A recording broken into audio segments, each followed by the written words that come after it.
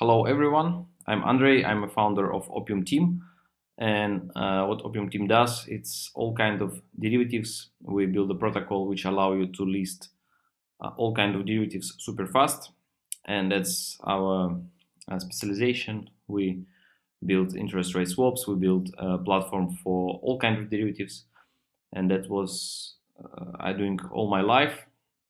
So in this chapter, I would like to speak about interest rate swaps, and I would like to explain it very simple what they are, why they are so big, and what you can do with interest rate swaps.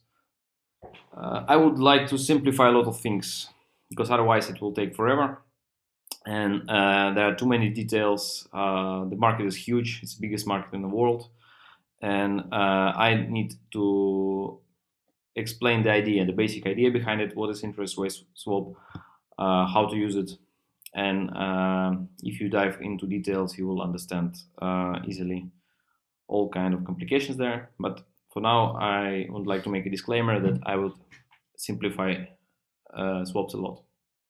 So, what is interest rate swaps? Well, first of all, just to bring some spoiler, is the biggest market in the world. If you see on the chart, the yellow bar is interest rate swaps, and you can see it's most of derivatives, so probably 80% of derivatives, and it's like 10 times, 15 times bigger than world GDP, much bigger than any other market. So why they are so popular? And I will explain this topic in details, comparing to my previous one. When I was talking about hedge funds, I was talking about philosophical idea because hedge funds are very abstract and very diverse. So here I would put more details, but I would like to limit it to key ideas. So interest rate swap is a derivative, and as any derivative is exchange of risks. And which risk we're exchanging here? It's interest rate risk. It's called interest rate risk, and it's a risk that I'm not going to earn enough with my fixed interest or floating interest because the rates on the market they go up and down. The easiest way to think is to think about the mortgage. What is I can fix my mortgage rate for 10 years, for 5 years. In most countries, it's the same. And if I fix it too low, then basically I'm enjoying it. I'm enjoying the low rate. If I fix my rate for 10 years and then suddenly all the rates, including mortgage rates, if they're falling on the market, basically I missed an opportunity to refinance it because when I refinance, bank will charge me penalty because the bank also gonna suffer and not receive enough earnings. So that's the interest rate risk. Swaps, plain vanilla swaps, is just exchange of this risk, exchange of floating rate risk versus fixed rate risk. Suppose there are two counterparties, and one is having a floating rate return, and another one is enjoying fixed rate return. But they do like to exchange those risks and those return, and that's they do with interest rate swaps. How it's done? Let's go to the next slide. Let's say we have Alice and Bob, and here's Alice having the floating rate from her deposit in Aave. It can be any floating rate. It can be also classical finance floating rate like LIBOR, Euribor. And she obviously doesn't like it. She thinks that it is a risk, and she rather would like to receive 5% fixed. And there is a Bob. Bob is a speculator, so he doesn't have any loan or deposit. He just have a view, and he has a view that the floating rate going to be more than 5% over the period, and They both thinking about 3 months period. So Bob would like to pay 5% fixed rate to Alice and receive floating rate from Alice. If he is right, he will receive more than he pays. Suppose the floating rate going to be 7% over the period, effective floating rate. Then he will enjoy 2% extra, but because he doesn't need to put a lot of margin, so all the swaps are highly leveraged naturally. So he would earn probably 20% on his investment if he's right. And it's nice. He has a view, he wants to trade on it. Alice doesn't like to have uncertainty, so she choose for 5%. And we don't know, maybe Bob was right and Alice would not get 7%. Maybe he was wrong, and then Alice is better off receiving fixed percent, but she doesn't have a risk of the floating rate, and she basically doesn't care about floating rate being too high or too low. That's the interest rate swap, very classical one. Okay, how to read the swap curve? So to read the swap curve, you need to remember that all the quotes are done in a fixed rate term. So when I see 3% quote, it means that the fixed leg of the swap, there are two legs. So one leg is floating leg, as you can see here, and another one is fixed. So in our case, it's green and the red. That's exactly the swap, or what happened between Alice and Bob. So it's called two legs, and we always quote in a fixed leg because it's the floating rate is uncertain. We only know the floating rate after the end of the period, and the fixed rate is quoted directly. So that's how swaps are quoted. And when you see the swap curve is basically 12 in our case, but maybe more maturity points, expiration points, which have different fixed rates. And here we have 12 fixed rates for 12 maturities, which give us the swap curve at the end. And if I see the swap at 1st of October at 3%, it means that I can receive 3% in exchange of floating rate. So I'm paying the floating and I receive 3% if I buy the swap. If I sell the swap, not the way around, obviously. There are two counterparties, buyer and seller. So that's how the Bloomberg terminal looks like for swaps, and you can see that swaps can be quite active even in the long end. So 50-year, 40-year maturity, and 25-year of maturity. A lot of institutional investors, a lot of big players, they like to exchange their risks. Pension funds, they have fixed liability, they need to pay the pensions. Insurance companies, they know what they expect to pay in every maturity bucket. So on, so on. That's all kind of exchange is happening between big players, but also small players, hedgers, hedge funds. For hedge funds, it's also quite cool instruments because with this instrument, they can hedge almost any fixed income product. And I don't have a fixed income market side, yeah, here maybe. Well, the bonds are fixed income products, but there are much more. So basically, what I want to say that fixed income market is quite big, and most of it can be hedged with swap directly because swaps are the primitive for the fixed income products. Fixed income products, they have fixed income, as it's clear from the name, but it's fixed cash flows. So it's fixed cash flows, and every single the set of fixed cash flows, every single cash flow can be hedged with the swap, with the plain swap. So that's the basic idea. So you have very complex fixed income product, I can hedge it with the number of swaps very cheaply and very easy. So how to read the swap curve? I want to make an example about massive event in September. Suppose we know that in September something gonna happen which gonna put floating rates down. It can be in example of DeFi that some massive buyer of deposits, massive investor in deposit side will go to Aave and he will invest in Aave in September and maybe for several months. So which will put the rate down if nothing else changes. So the swap curve will reflect this expectation immediately because swaps from September and further will be quoting different rate.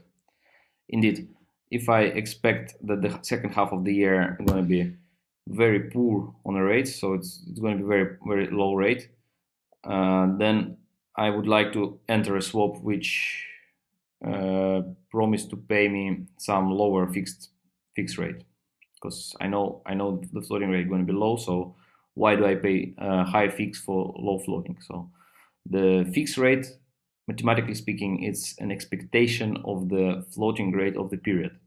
So if we see here the fixed rate 3% till October, it means that market expect the floating rate to be 3% till October, and that's not exactly 3%, but that's annualized quoting. So everything is quoted in annualized terms, so APR.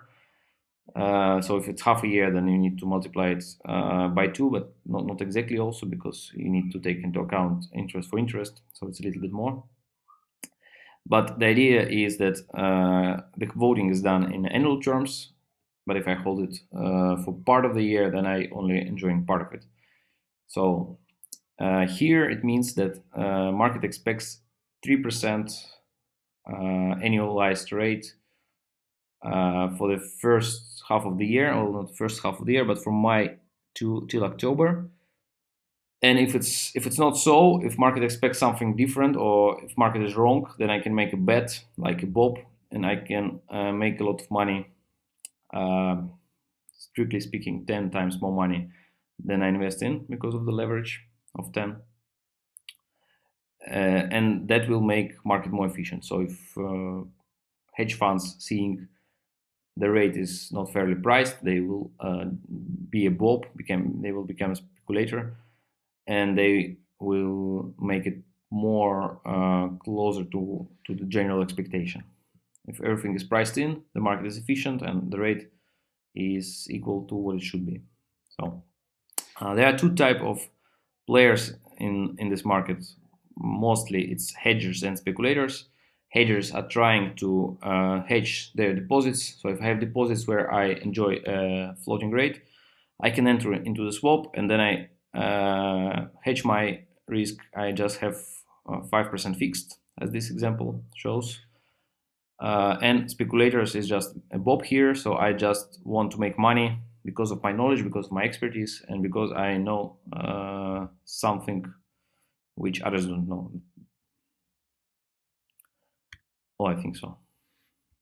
Okay, the market making. The market making is pretty natural here because liquidity needed from both sides. So if I'm borrower or lender to Aave protocol, let's say, then I may need a fixed rate. I don't like uncertainty. I would like to have a fixed rate, and the market maker can give it to me. He can give it to both, and he will be hedged. So what it means that market maker will provide liquidity to both sides for borrowers and lenders, and he will not run any risk. He can be market neutral. Not exactly market neutral, but statistically very neutral, and he will earn money on the turnover. Let's consider this example. This example is just simplified, but it's good for understanding. So if here swap rate is a market maker, let's say, and the swap rate is a product of the Opium protocol, which is the first one, or one of the first. and which is the bigger, still very small, but it's one of the biggest now, or the biggest. It used to be the biggest. So suppose we're making market, and we do at the moment, but we invite all kind of market makers, because the more market makers, the better for everyone. So I can sell a swap to Alice, and she will hedge deposit with the floating rate at 3%. And at the same time, I can offer the swap to Bob, who paying the loan to Ave, and he will pay 5% to me instead of it. So I will take over the floating rate of Bob, and I will receive the floating rate from Alice as a market maker. So I sold 2 swaps, and Alice and Bob are happy because they need to receive and pay fixed. So they agree to 3% and 5%, let's say. And what I'm ending up with. So here on the second picture, I'm ending up with paying 3%, receiving 5%. At the same time, I need to receive floating rate and pay borrowing rate. Floating deposit rate and pay floating borrow rate. We know that floating rate and floating deposit rate, and floating borrowing rate have constant difference. By design of the protocol, it's statistically below 2%, so it's 1.8 most of the time. And here I can do statistical arbitrage or arbitrage, so you can argue how to call it, but the idea is that when I believe the difference between deposit and borrow rate in Ava is less than 2%, I can offer these 2 swaps. I don't have any market exposure, so I don't run any risks, but I'm in this example enjoying 0.2% of my turnover. It's not enough, obviously, but I can put any kind of quotes here, so I can sell the swap to Alice at 2.5%, and I can increase the rate to 6%, for example, to Bob, and then I will do 1.5% over my turnover.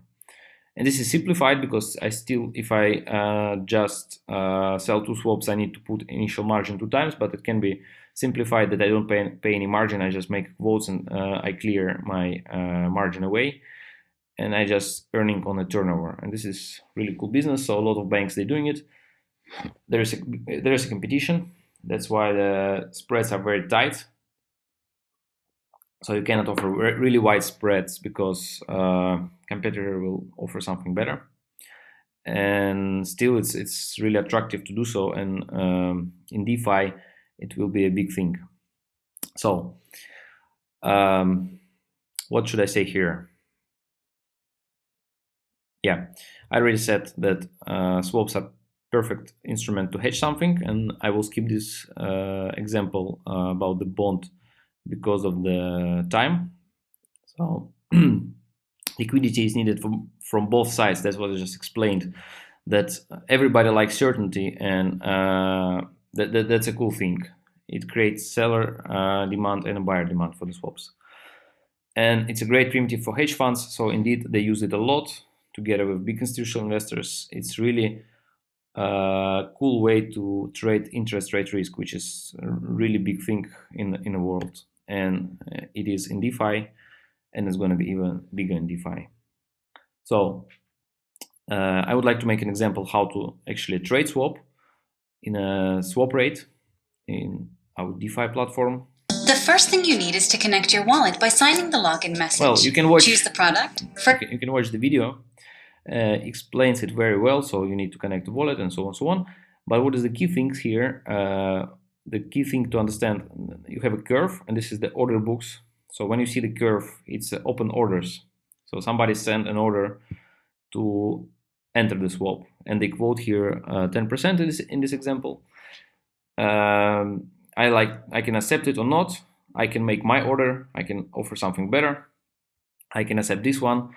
It's like general trading, so like an order book and orders in it. What is important to understand here? So it's pay and receive side. So to make an order for a swap, I need to specify what I'm going to be paying and what I'm going to be receiving. So is it a floating or fixed that I want to pay or receive?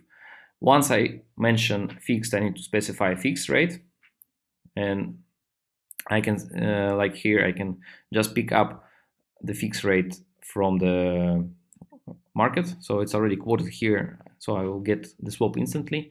But I can choose better 11% to receive for me, and it will stay there until somebody picks it up, or I can just pick it from the market. I need to mention the nominal, because obviously nominal is important when we speak about exchanging of interest. It's quite different. Is it interest over 1 million, or is it interest over $100 or euro? The nominal is the key as a maturity. Maturity is when the point where our contract gonna expire and we have a settlement. So when a swap contract expires, there is a settlement, and it's a cash settlement. It means that we're just gonna compensate with my counterparty using cash. We're gonna compensate profit or loss. So, for example, I was willing to pay floating rate and receive 10% fixed, like it says here. Then, after the end of the swap term, I will know what is the floating exactly, and if it's 12%, then I need to pay only 2%, because I agreed to pay 12 and receive 10. So we just netted, and I just pay 10. If it's going to be 5, effectively in annualized terms, then I'm paying 5, receiving 10. So my counterparty will just pay 5 for me, 5% of the nominal that we agreed upon. So here is important. And partial fill means that my nominal, my order can be filled partially. I'm allowing to close my order partially. So when I want to sell swaps for 10 million, I allow that first guy comes and covers first 1,000 euro, another guy covers another 10,000, and then there is no one, so I covered only 11,000 of my desired nominal, and I have 2 swaps for 1,000 and for 10,000. So if I don't allow it, then it's all nothing. Either somebody gonna take whole order or nothing from me. So only 10% is going to be locked as a collateral, as I said, and that's pretty intuitive. So you don't need so much collateral to guarantee the payout, and the collateral is charged only to guarantee the payout from my side and to my side. So if we both lock 10% of the nominal, it's going to be enough to compensate the difference between floating and fixed, if the difference is within 20%. And 20% is a big number, so I couldn't imagine that effective floating rate and fixed rate will differ more than 20%. Then it means something strange is going on, and it's not sustainable anyway. So we limit it. So the maximum you can get is 20%. So, and yep, that's going to give you 200% if you speak about return of investment when you invest 100. Yeah. So I wanted to make it not very long, because I can speak forever, and I emphasized quite a lot of fundamental points of swap market. Here's an assignment. So, and there are 2 assignments. First one is about taking risk, and second one is about getting rid of the risk. So first one, how to take the risk. Suppose I want to take the risk, and I want to do it with interest rate swaps. So first of all, what I want to do, I want to look at the swap curve and understand it. So what it says to me. And this is quite strange example. So I put it on purpose. It's quite strangely shaped curve. It can be for the reason, but it can be just an efficiency. Or it can be for the reason, but I don't agree with it. I would want to trade on it, on my view, and make money if I'm right.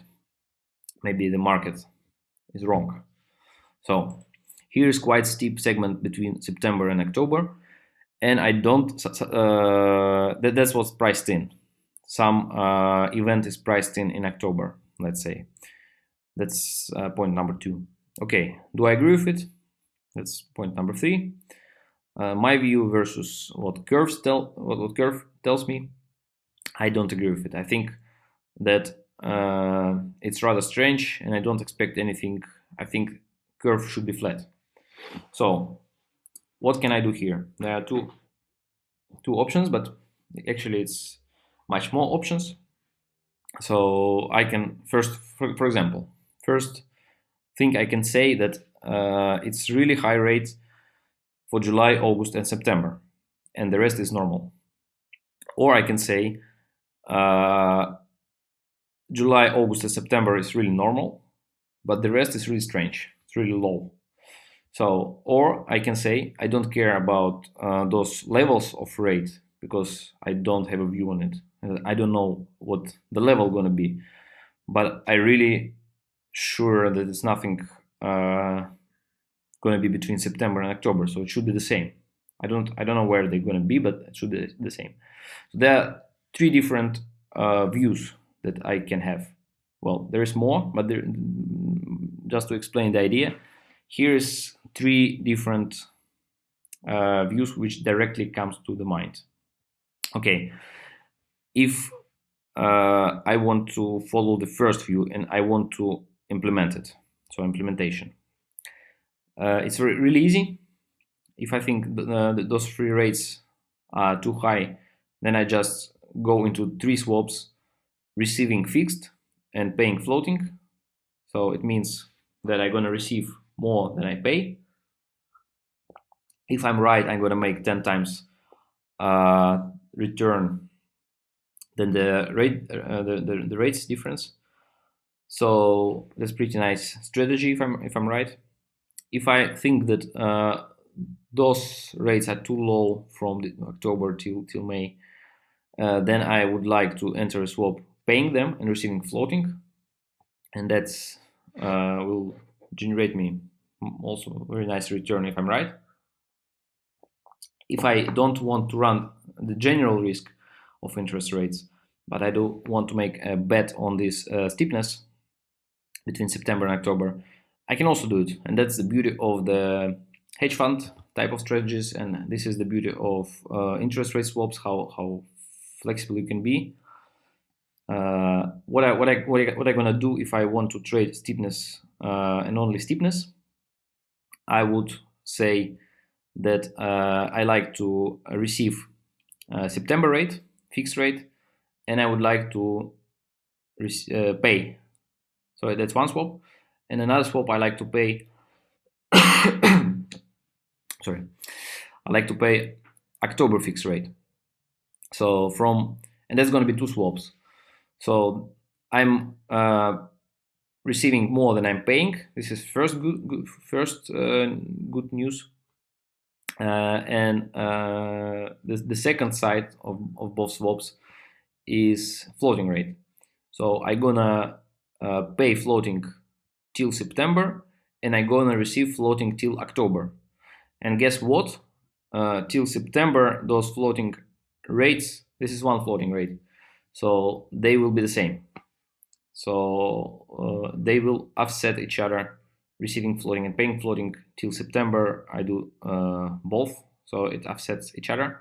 So I only be paying the floating rate between September and October, only for 1 month, and I will receive here around 1% or so, the difference between September and October.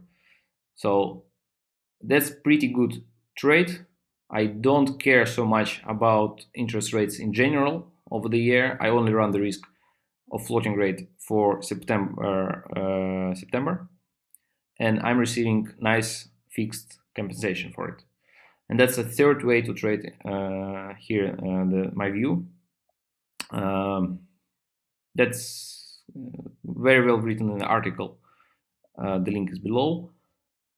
And I actually did it in real life. So when I seen this curve, I did trade it, the strategy number 3, and I showed in the article how the market making was adjusting, because I did quite big bets comparing to market making, and I gonna earn, I think, quite certainly some money on it, because after my manipulation the curve was flat, so the market was balanced, and I help to balance the market with improving the curve as well. So, and that's how you can take the risk. So it's not free money, but it's money which I'm gonna make if I'm right about swap curve and about expected interest rates. The assignment number 2 is about eliminating the risk, and here you can answer yourself, but I will just guide through the thinking how you should think about it. In the first example, you want to have a deposit 10,000 DAI or US dollar or whatever currency you want to think of. You want to do it until 10th of October, and you want to receive floating rate of AVE.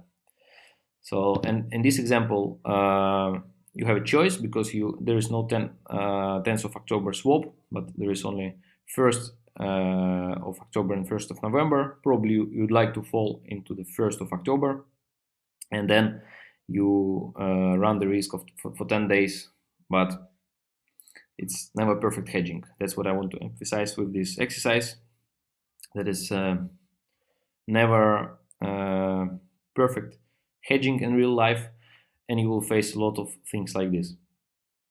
So, and the second example, if you want to take a loan in 20 days from now, and you want to have it for half a year, but you think that the rates are quite good now, so you expect some negative events in a week or so that will increase the borrowing rates. So there are many solutions. There is no right solution. That's an open question. What I would do, I would just hedge my loan today. The loan doesn't exist, but if I think that the hedging rate is pretty attractive, I would just enter the swap paying fixed, which I think is too low at the moment, and receiving floating.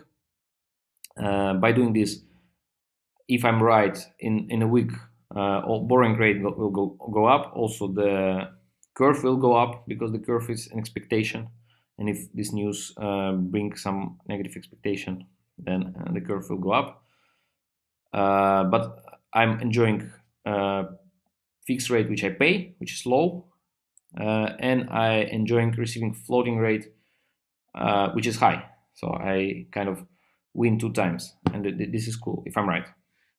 So, but there are more examples.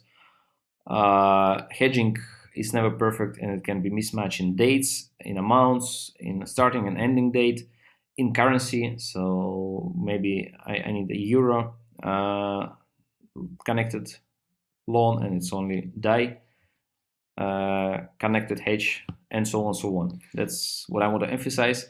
And don't forget, when you want to hedge your loan, you need to look at the borrowing rate curve. So for every rate has own curve, because curve is an expectation, market expectation of the rate.